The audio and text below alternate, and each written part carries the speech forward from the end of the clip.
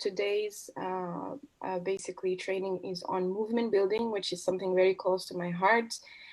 And this picture probably is the beginning for me in knowing what movement building is about and why do we have to immerse ourselves in movement building, and why we have to think about our organizing differently.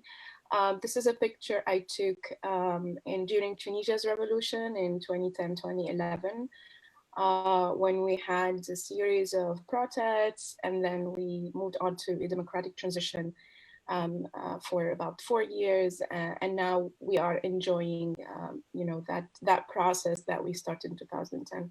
So movement building for me, and the idea of movement building started from that moment of seeing masses of people in the streets and being a part of that historic moment. So just to give maybe an overview of what social movements is about. Social movements, of course, I'm not going to talk about historically, because for each generation, I think there are different dynamics of social movements, but I would talk about the social movements that I've been part of, that I've built, and that I've witnessed. And these social movements are 21st century movements. So the organizing of 21st century actually started in Tunisia in 2010, but then there was other movements that emerged in different ways.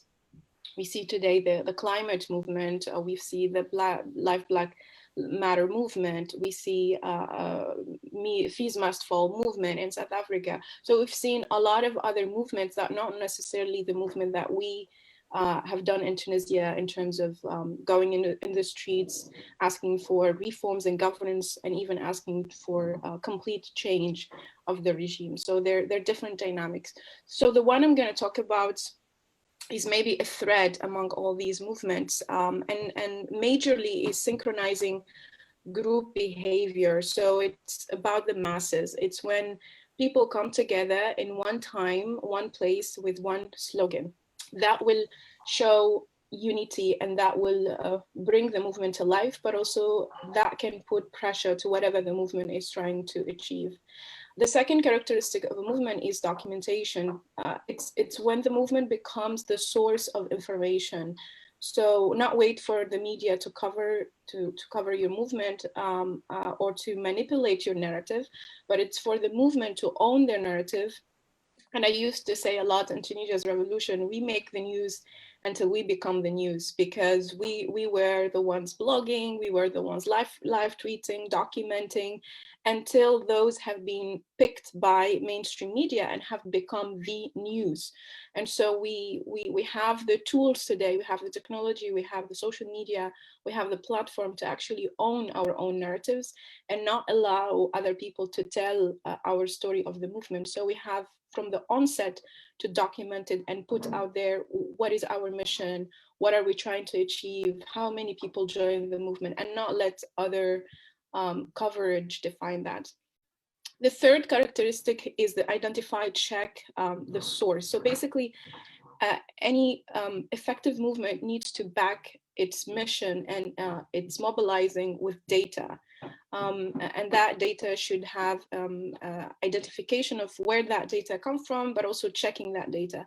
In many movements, there will always be people in the movement who will get information out, or who will bring false information in. And so the check and identification of information and backing whatever the movement is trying to do with data is extremely important. And the fourth characteristic is public debate. It's when the movement creates, it becomes basically not only the movement members who are concerned about what the movement is trying to do, but everyone, even though they disagree with the movement or they agree with the mission of the movement, but it becomes a public debate. Whatever the topic the movement is trying to bring to life becomes everyone's debate. That is extremely important, because then even if you don't win at the end, you at least created some sort of debate around it and started a conversation about it. So an example also, like in Tunisia, we had the unequal inheritance law that, there was all around a movement around it, because there were people who were against, people who were for, people debating different things around it. But the fact that even that law to be in the public sphere, debated, and having a conversation about it, has already started. And until now, that law is being under debate. So it's important that a movement creates that kind of urgency for a conversation. And then the last one is to legitimize it. So you can legitimize your movement by the exposure of information that delegitimize what you're trying to change. Let's take the example of corruption. So if you want to legitimize what you are trying to do, you need to expose what corruption, when and how and what type of corruption happened, in order to give credibility to what you're trying to do. Because if you go after something and people say, no, you're just making noise, or trying to do something that is not completely legitimate, by delegitimizing that information, then your movement becomes legitimate. And it applies in many other ways. There are many movements at the beginning who get a lot of, let's say, attacked against, or not credible or not legitimate, especially youth movement, because youth in many of our countries are not taken seriously. But once you delegitimize the other information, or you expose an information that can make your movement credible, that can at least bring attention that this is important to be highlighted, this is important to be discussed, and this is what we're trying to do. Then there are some, I think for 21st century, there are some key unique things for us, because the movement that I've seen throughout history, for example, always had a leader, like Mandela, Martin Luther King, always had a face, Gandhi. But, when I came into movement in 2010, the first thing that I've always said is it's a leaderless movement. There was no one person or one man show for the movement. It's not about one leader. Everyone is a political actor and a political voice in the movement. And I think this is a characteristic of our 21st century millennials movement. So it's really about decentralization. We don't need to have offices. We don't need to be registered. We're not an NGO. A movement is something that is decentralized, and anyone can play a role, and anyone can show the leadership skills within the movement. Then we have the use of public space for operations. So generally, movement is about connection with the people. So when you see like political campaigns, why people use door-to-door, when you see when people try to mobilize around a cause, people go to the communities. So a movement is also like that. Movement is broader than a campaign. It lives beyond a campaign. When you have a campaign, it has a beginning and an end, but a movement continues, it outlives itself. So if we say like climate movement or the peace building movement or the nonviolent movement, it's not around a period of time, but it changes, but it lives longer. But in terms of the public spaces, it's so important for a movement to connect. We heard a lot about movements today being only online, or the something that goes viral, or something that makes buzz. That's not a movement. A movement doesn't become a movement until it touches people in the communities and on the ground. And those people, you find them in public spaces, you find them in markets, in universities, in neighborhood, in the transport. So those are the people who will understand what your mission of the movement is about and how they can contribute to it. And then building alliances has been in any movement extremely important. If you are a group of people who want to build a movement, and then you just work by yourself in your own exclusive club, it will never outlive you. It will never be something that building alliances. Whether I put diaspora as an example, because majority of us here are probably Africans, but building alliances that is beyond space and borders, and it's really cross borders, really global, is so important to have the movement continue afterwards. And then of course social media. I mean, what I want to stress is that social media is not powerful but it's the power of creativity and of disruption and hacking that makes the use of social media as an organizer useful. So it's not social media that is powerful, it's the way you use it that makes it powerful and makes it disruptive. And also disruption is not necessarily the innovation of use on social media, but the accessibility of those who wouldn't otherwise have access to it, the most vulnerable, makes it disruptive.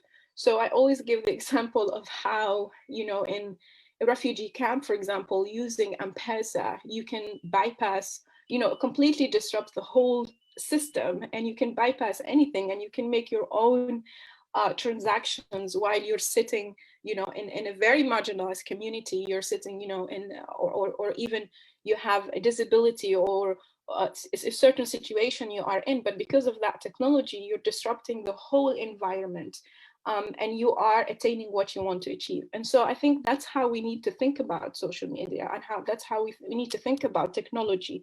It's not the technology that it's powerful, it's how we use it and how we make it disruptive and how we make it accessible to the most remote person, the most vulnerable person in our community that we're trying to change their lives, or that we're building the movement for them. So hashtags, of course, I mean, the Me Too, the different hashtags that also build movements. But again, it's not only online, because even in the Me Too, many of the women said that those stories are real stories, and we can discuss it in the Q&A. So let's move to values. Values of unity and nonviolence is extremely important. It's nothing new to us, Ubuntu. It's something about unity and togetherness, and it applies to all movements. So each movement can have its own values, but there are overarching values for any movement to succeed. And unity and nonviolence discipline are two key ones. And then the diverse tools that can be used, like humor, satire, caricature, cyberspace, street action, graffiti, and so on and so forth. Movements do not have to be boring. Movements generally are meant to challenge the status quo and are meant to be political. And the political space usually is boring. It's about speeches, and it's about, some sort of very serious, appearance. But then movements, if they really want to touch a large portion of society, they need to have that humor, that satire, because usually movements are about something very painful, are about human suffering. If we want to end inequality, if we want to end corruption, if we want to fight for climate change, all of these things are human suffering, and they are very painful, and then there is a lot of healing needed for people. So you can go to people with something serious and try to mobilize them, creating something even more serious and boring and even more tiring and painful. So movements try to, and it shows in many cases, movements who are really successful in touching the population are the ones that use humor, satire, and creativity. So in a nutshell, movements usually are learning by doing, even though there is a lot of planning. I will talk about it later. But you can have a vision, move to strategy, tactics, and then have outcomes, but you can also do it the other way around. It's really a messy, a beautiful mess, a beautiful chaos, that's what movements are about. So the vision, for sure, you need to have that, but you can move between strategy and tactics and go back to tactics and then outcomes and then evaluate and go back to have a new strategy. So that's the beauty of a movement. It has a flexibility and emergence in the emergence. Okay, so now let's talk about the Pan-African movement. And I added feminist because for me, there is no Pan-Africanism without feminism. They go together. You can't put a Pan-African movement without feminist. And for me, any movement that claims to be Pan-African and doesn't put feminist, we need to debate how Pan-African this movement is. So to start with, Pan-African movement, when it started in the liberation in the 50s and 60s, it was all about liberation. So the political solidarity, the liberation movements in the face of colonial power showed us how Pan-Africanism can liberate us. And they didn't even have internet or Facebook or Zoom or WhatsApp or any of that. But it's, I think, up to us to redefine and own this vision and use it to build our collective identities, to organize as millennials, as 21st century. Historically, Pan-Africanism was about liberation because it's liberty of me to be, to become, to belong as an equal human being. So that was the philosophy behind it. And today we can use that to liberate ourselves from inequality, from poverty, from corruption, and so on. But also we have to redefine it, because in the 60s, what they did is they created nation states. They were fighting for liberation, for independence. But today, what the Africa we want today might not be the same. It might be borderless. We don't want those borders. We don't want, those like nation states who are rigidly, thinking about themselves or defining our borders. We want to be one Africa. We want e-governance, e-commerce, e-citizenship. So I think that's why we need to redefine Pan-Africanism, because it's a powerful philosophy, and it's a powerful way to rebuild our movements. But at the same time, we have our own vision as the millennials, and we need to shape that philosophy with our vision. It's also economic, political, social, and ecological self-determination. That's what Pan-Africanism has been about. So it requires a recognition first of African citizenship and approach African leadership in a gender and generational inclusive way. So this approach really is about harvesting our imagination. It benefits both experience and skill, among gender and generation. But it's also about the consciousness that it's more of a process that is inclusive. So it's not about the few elite, economic, political, military, or bureaucratic. It's first and foremost about African citizens who are equal and who are solidary with each other. And then the unity of our states to be one Africa. So African leadership also means that being gender and generational inclusive, because the struggle for dignity today is generally, we hear a lot about like voice and participation.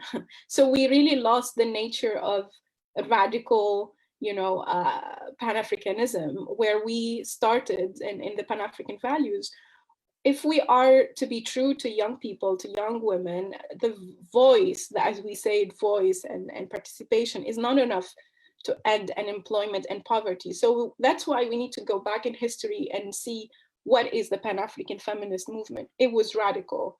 So how do we take that, redefine it for our generation, but have the same radical nature? And then I will end with just these three, which are very interlinked. Patriarchy is a threat to Pan-Africanism. Patriarchy is anti-Pan-African, just like colonialism was anti-Pan-African, just like racism is anti-Pan-African. So it has to be clear that Pan-African movement is a feminist movement, and it doesn't allow for objectification of women, or for reducing women to being objects and all that. So I like this this one. Why raise a princess when you can raise a warrior? A lot of women in the movement have been erased, and we don't see, unfortunately, in history, we can't read much about the women who were part of the Pan-African movement, even though POW, the Pan-African Women Organization, which we celebrated just 31st of July, was the first organization ever. It was even before the African Union, the Organization of African Unity, before any organization. It was a women organization, and it lives and until today strongly, and it still influences policy and decision making. So we need to recognize that. All right. Yeah, I like this one too. I hope you get the joke. Okay, so lessons learned. This is really from experience. So I'm going to share with you what I feel I've learned from movement building, whether movements I've built or I've been part of, or I mobilized in there are really some key learnings that are across movements, and also movements that are not only in Tunisia, like Pan-African movement or national movements, or global movements. So I've been part of different levels of movements, and this is really, for me, some key lessons learned from across. So the first one is there is a difference between winning and building. Okay, we won, for example, through a petition. You kicked out a corrupt boss, but you didn't build the movement. It should be about the development of the members of the movement in the process of achieving a goal, not just about the policy objectives. Yes, we have to focus on policy shift or legislative wins, but we have to equally focus on building power internally in the movement through democratic decision-making, remaining resilient, the health of the movement, and so on and so forth. So we can't be preaching for the values that we're not practicing within the movement. So that's what's between winning and building. You can win whatever battle you are fighting for, but you are not building the movement internally. We need to practice self-care because we need to support movement leaders and activists' well-being to prevent burnout and encourage mindfulness, which should become part of the culture of organizations. And I know that you had a session on self-care, which is extremely important. That shouldn't be one in a time thing. You should take care of your movement leaders and activists and make time for community self-care. And I'm not saying here my own self-care. It has to be communal. Like, all of us have to feel that. And there is power in meditating alone and meditating in a group. There is a different energy. So there is power in the collective and how we build that culture of taking care of each other.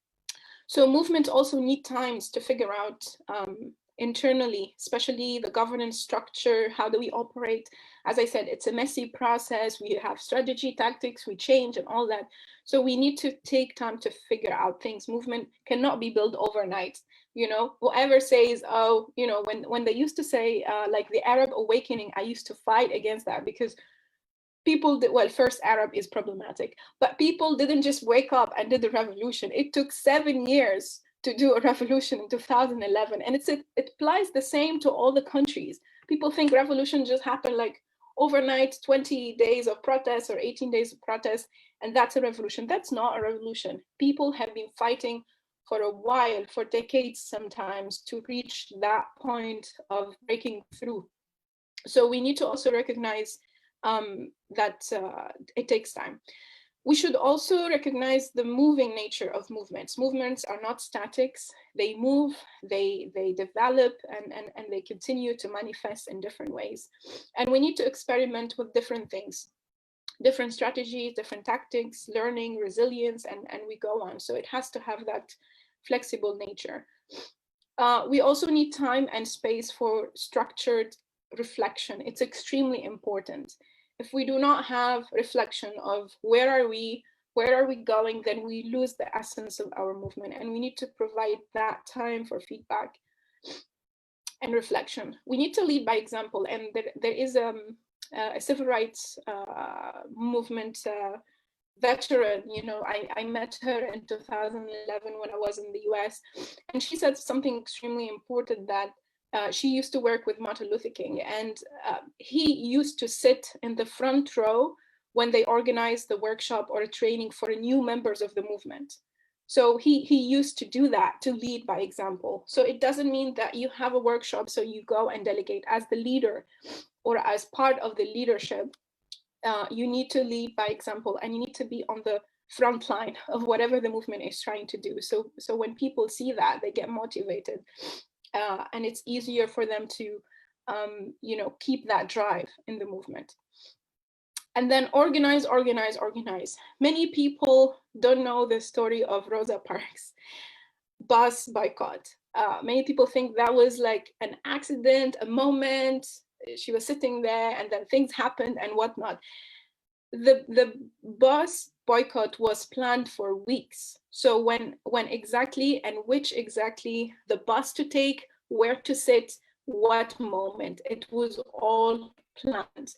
And that makes Rosa Parks, and it's documented. You can even, I can share resources afterwards. But that makes Rosa Parks, it makes her even more respected to me, because that shows she's an organizer. You know, she is part of a movement, and she's an organizer and a strategist, and smarter than the oppressor, because she anticipated the reaction, and eventually the boycott was the start of something big. You can't just leave things to luck or accident or coincidence. Leave nothing to luck. Everything has to be planned and organized. So organize, organize, and organize. And the last thing, movement should enjoy the process, because movements move, as we said, all the time. They merge and re-emerge. And in the process, we can nurture and we can empower and we can create spaces. So I will end with, I hope I'm good with my time, but I will end with two movements I'm experimenting myself. One is the intergenerational co-leadership. So when I was appointed the youth envoy, I was thinking about, I was a noisy activist, you know, I was in the streets, you know, trying to change the status quo. And I tried everything you can imagine to really try to challenge the system. But then when I have the opportunity to be in the system, to be in a leadership positions where I can access spaces I wouldn't have otherwise have access to, I try to also shape my vision for the movement I was building, because the movement I have been building is just a radical movement against the system, trying to get every old person out of the system so we can occupy the system. I still believe we can occupy the system, but I just reshaped a little bit my strategy towards intergenerational co-leadership. So it's not about, you know, the old guys staying there, overstaying and leaving all the young people out. It's about us co-leading now, because we can't inherit systems we didn't co-design as young people. So sooner or later, we will take those leadership positions, but probably older than when we expected. But again, you set us to failure if you make us take them when we are 40s and 50s and we don't understand anything about them. It's bureaucratic, it's slow, it's traditional. You will just set us to failure. So the idea to build this movement where young people and older generations come together to believe in a concept of co-leadership, that we have to co-lead together. All the spaces have to be intergenerational. We need youth-only spaces, yes, but we need also all the spaces of decision-making to have youth in them. So that's one thing I'm experimenting. It's been 2 years. It's going well. We can discuss that in the Q&A. And then the second one, so I started this brand called Radical Aya. And the idea is to find your radical self and liberate it. So be whatever the hell you want to be. And the badass movement for me is especially about young women and about just liberating ourselves from all cultural oppressions, all sorts of oppression, political oppression, economic oppression, and just be whoever we want to be and find our radical selves. So that's another thing I'm also experimenting. But my final message to you is that whatever you're trying to build as a movement or being part of a movement, remember your own mission and your own identity as an individual. Why are you part of that movement? You need to know first your identity and your mission. So I've been part, or I've built Pan-African movements because I identify first and foremost as a Pan-African. So when you find that identity of yours, don't ignore it and don't deny it and don't oppress it. Find it, recognize it, and liberate it. Let it be, let it flourish, let it grow, let it blossom. And then you will find more and more in yourself. And then you will give the movement more of your talent and of your skill and of yourself. That's it. Thank you so much. So thank you so much. This was very insightful. I'll open it up to questions. Now, if you have a question, please put up your hand, and you can also type it in the Q&A section. So we have a few hands up already. I think the first person would have a batch of the questions. So we'd have 4 people ask questions. Then you answer those 4. Then we move on to the next batch. So I see there's Fatma, there's Al-Hadi, there's Roysa, and then there's Augusta. So go ahead, unmute yourselves and speak. Roysa, go ahead. Hello, hi, good. It's afternoon here, and today is a holiday in Ghana. My name is Roysa. I'm from Accra, Ghana, and I think this question is going to be targeted towards the charity I run for homeless people. We have a program under there that helps to advocate for homelessness, where we go on the streets of Accra near a public place, and then we hold placards up, and then we share flyers talking to people about homelessness. Now, my issue is I was trying to create some sort of a movement where I would get more people to be involved and we can create attention.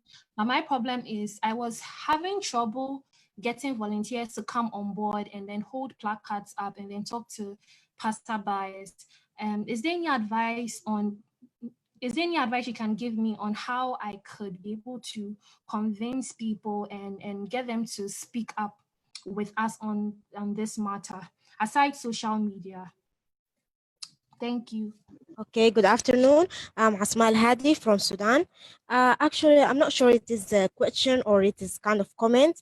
I want to ask Aya about, like here in Sudan, we had our revolution at 2018. It was kind of peaceful protest against the government, and most of it was led by youth. Actually, in Sudan, about more than 60% of the population are youth. So when it comes to the transitional government, all the participants or all the parts of the government were old, like more than 50 years old and above. And at the same time, the revolution is made by youth between 15 to 30 years old and so on. So I really do like the integrational co-leadership, but I want to ask Aya that how we can raise our voices to ask for our rights in leading the community, in having a part in the government. Actually, I'm a medical student, but I want to know the basics that we should raise our voices and to get our rights in the government, and how to convince them that you can't lead the community based on news by people who are elder than 60 years old and so on. So yes, just I want to know how we can start this kind of movements, like youth movements. And thank you. All right, thank you. Fatimata Teresa, have you asked your question yet? If not, please unmute your mic and ask.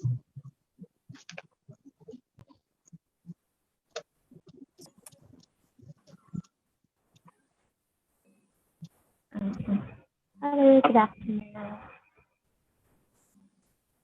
Hello, Augusta. Go I'm from ahead. Nigeria. Hi. Okay, so my question is very direct.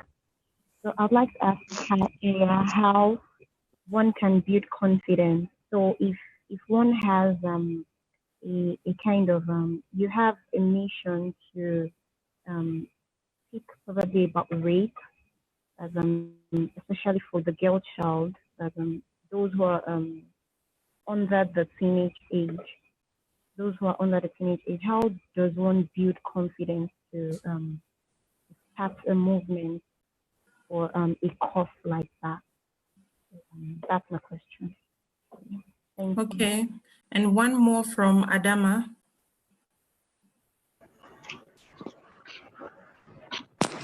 Hello, good afternoon.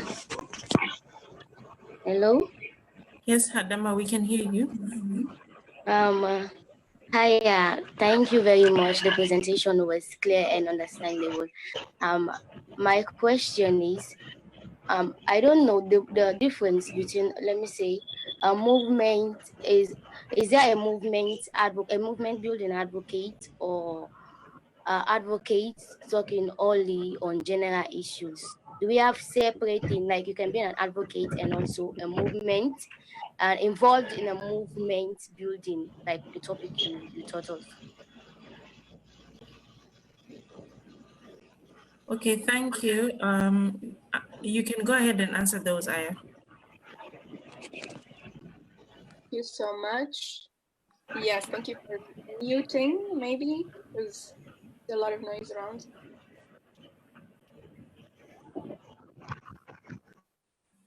Thank you Go so ahead. much. Mm-hmm.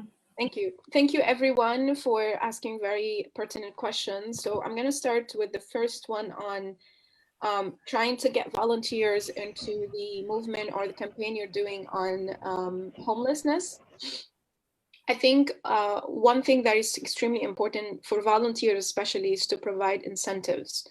Of course, there are some volunteers that it would be like come and go for 3 months or 4 months, but there are volunteers who might believe in the cause to stay for longer. So you have two types of volunteers. One, that you can provide incentive and they're not necessarily into the cause, but once they are in, they would like what they are doing and they want to continue. So the toughest work is how to get them in.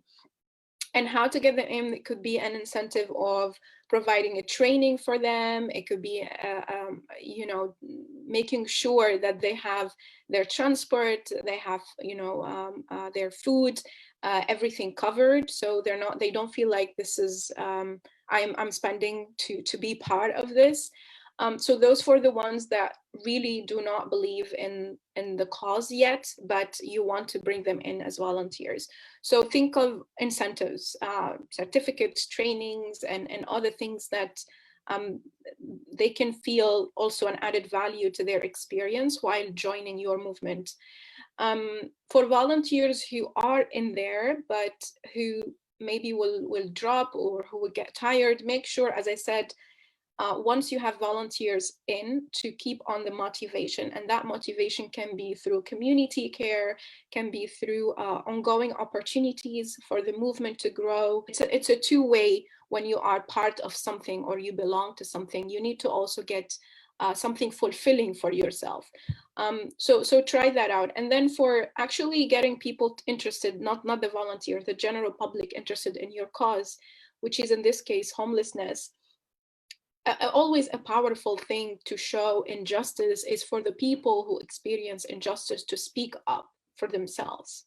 So my sister also who asked a question, I think from Nigeria, talked about rape, and it's always been when the survivors speak up and share experiences, that's when it gets, you know, it pushes to, let's say, a legislation. It's always when a case becomes a public case. Like I remember in Tunisia, we outlawed a law that says the rapist can marry the victim. But because we had a case that became public, then that law became a discussion and it changed. So you always need to make the story of the person who are living that injustice, who are subjected to that injustice, to be, you know, to have the face of the issue. So we're not talking about abstract issues, we're talking about concrete issues. We have people who are suffering, and here is what's happening. So that's where you bring that up front, and that's where people will connect with the injustice, because everyone experiences injustice in a way or another. It might not be the same. I remember when we protested for Tunisia's revolution, it was about dignity. That's the overall like slogan. The slogan actually was an employment, freedom, and dignity. But even people who were employed, they were in the streets. Even the elite, you know, they were in the streets, because there was, you know, a unifying cause of this is the injustice and it's affecting all of us. So if we get rid of that injustice, then all of us will benefit. So try to find that one thread where that injustice everyone can relate to. And then the other question was Asma from Sudan. Well, first of all, we're very proud of Sudanese youth and young women, particularly for leading positive change in your country and for showing the way and example in Africa. And I think you don't need to build a movement because you have a movement. The movement started when you were, protesting and in the streets demanding for social change, and then you made that change, right? So that resulted in some sort of change. And now all you need to do is to reshape that movement. Remember when I said movements emerge and re-emerge? So it's the same movement. It has the same demands. We want youth in leadership. We want, you know, governance. We want delivery of services. We want this and this and that. It's the same movement, but now you need to organize it in a different way. Before it was the masses, it was decentralized and all of that, but now you need to organize within the movement in advocacy groups and go into the parliament to make sure that you are part of changing laws and of shaping bills. You need to organize it into media collectives, so you're the ones who are telling the stories. You need to organize it into NGOs and community organizations. You need to organize it in all sorts of ways. So it's the movement. It's the movement that has the bigger cause, but now you need to sit down with each other, the young people who are asking for positive change, to start seeing each other's skills and go into all these spaces to occupy them and organize in those spaces. And I'm just speaking from experience, because in Tunisia is the same thing. We were just a movement. And then in the democratic transitions, some young people who were part of the movement went on to become watchdogs. So they're monitoring the election. They have set up organizations that point out to corruption and monitor election. Other young people went out to media collectives. They created media collectives platforms, and they started to speaking up for the issues. Others went to NGOs to work in the communities and train young people on the ground. Others did political leadership, and they went on to political parties. So we need, as young people, to take on the responsibility when we are building a movement, to continue that responsibility till the end, not to give up in the middle of it, because it's tiring, it's tiring, it's exhausting. As activists, you can be very exhausted. I understand that. I lived that. I've been burned out, broke down so many times. It's really tiring, but it needs a lot of resilience, and it needs a lot of consistency, and it needs a lot of solidarity. And that's why, again, as I said, and I repeated, building internally the movement is important. So when the movement transition from we are in a revolution phase to democratic transition phase, the movement can continue. We don't lose that, organizing. That's because the movement was strong internally. And then the last thing I would say, especially in co-leadership and trying to bring young people to these spaces of leadership, we need to be clear in our demands. Are we asking for youth quotas? Are we asking for special advisor appointments? Are we asking for ministers' appointment? And you have a young minister as the minister of youth, which is very rare in Africa. Most ministers of youth are old people, not young. But you need to be very clear. So in Tunisia, for example, during the elections, we had a law that says, as a political party, you need to have at least 3 young people on your list. That was a law that every political party required to attend to. And so you need to do legislative things that pushes for the space to open, and usually through quotas and laws like this, and like we did also for parity. All the electoral lists had 50-50. But then you need also to be in the space. You can only change the space when you are every single day talking to the older person and trying to change their mind and vision and way of thinking and doing things differently. That happens over time when you are in the space. The last one was on building confidence. I think the most powerful way, actually the most radical thing, is when women support women. Is when my sister comes to me and says how proud she is of what I'm doing, tells me my qualities, praise me, whatever. It's different because she and her experience similar things. The world sees me and her the same, because of our gender. Because if she experienced something, I am more likely subjected to experience something very, very similar. So it's important that we build those spaces of sisterhood. And to be honest with you all, we lack those spaces. We live in a such ugly, competitive world where us as a generation are ending up being at the risk of continuing this generational trauma and this cycle of competitiveness. So when we see a young sister like the young minister of Sudan, young woman, she's a minister of youth, right? Whether you agree or disagree with her, support that sister because she's in that leadership position. So connect with her, have conversations with her, bring more supporters to her.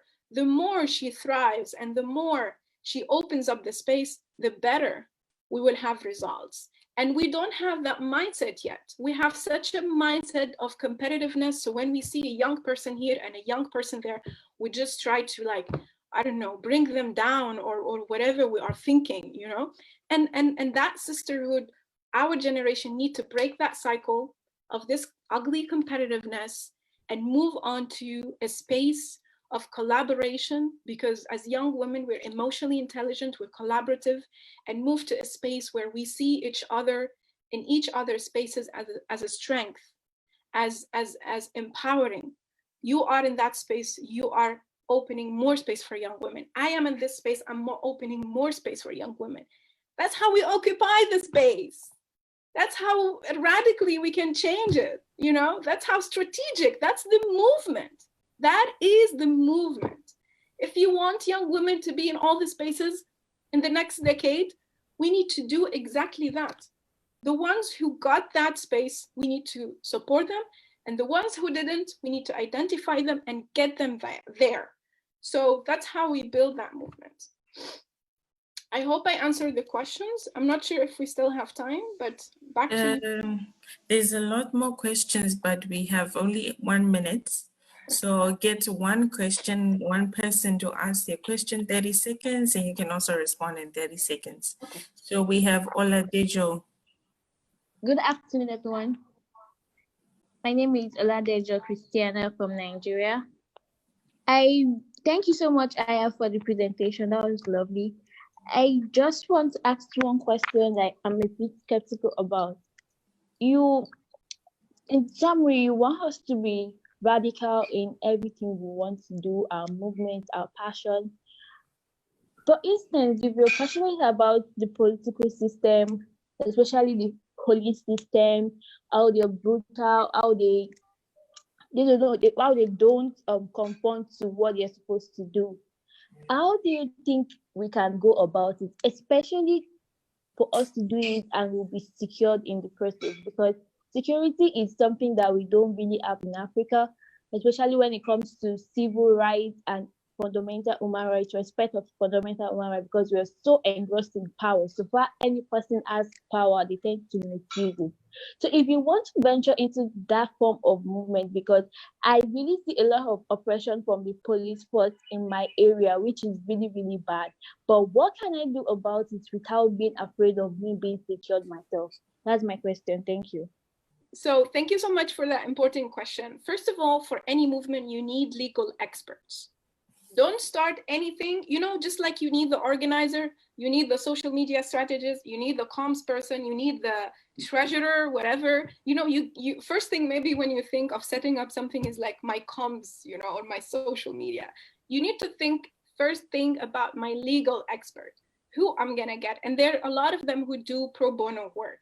So make sure you have that legal expert. So when you get into these kind of situations, you have the expert to deal with it, because most probably you won't be able to. And also that you feel protected. So when you go into anything, you know the consequences from the beginning. The second thing is we have instruments that we need to use. So depends on what your country has. Probably some thing in the constitution says something about it. It's probably some law that you can use. But like, for example, on a continental level, we have the African Charter on Human and People's Rights. And by the way, it's the only charter in the world that says people's rights. Everything says human rights. It's the only charter that recognizes people. So go read that charter, is so powerful, and use it. Say Article X and this and that. you as a country who signed, who ratified, who did this, who did that, are mandated to respect my rights, you know? So also we need to be able to use the instrument, the legal instruments we have, the treaties, the conventions, all the frameworks that we have to demand rights, right? Because that's also a way that will make the other part listen. For example, in my work as a youth envoy, everything I start when I demand for all these things like the quotas and youth funds and youth policies and the African Youth Charter, you as a country ratified the charter, you know? Article 17 guarantees young people rights to peace and security. So you start from a point where you are already making your governments accountable. You know, you hold them accountable for what they signed up to. So look for that. And then there was one last thing I wanted to, one last thing I wanted to say, because I saw many people in the chat asking how to get in touch. I shared my email, but I also have a mentorship program called YFEM. So you can go to my website, ayachebbi.com, and you can find YFEM, and it's ongoing, so it's always open. I receive application ongoing basis. You can apply, and it's a 6 months mentorship program. So you're very welcome to also check it out and reach out. And this has been a blast. Thank you so much. Thank you so much, Aya. This has been very, like I said, colorful and also interesting at the same time, insightful. And I, for one, can relate very much. We have similar issues going on in Zimbabwe, and I'm just realizing the power of movement building and the need to overcome a lot more issues in our different nations. So thank you for that. Thank you. I think you can tell from the chat that we've really enjoyed the session.